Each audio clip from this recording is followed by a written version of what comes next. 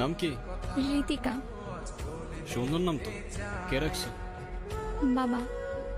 ভালো ভাই, সাবধানে যাও।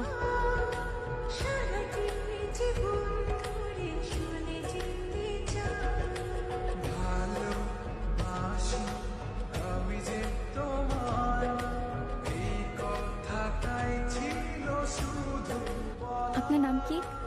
আলতাফ। আমার বাবা জানলে আমার অনেক প্রবলেম হবে। প্যারা নিও না, কিছু করবো না আর।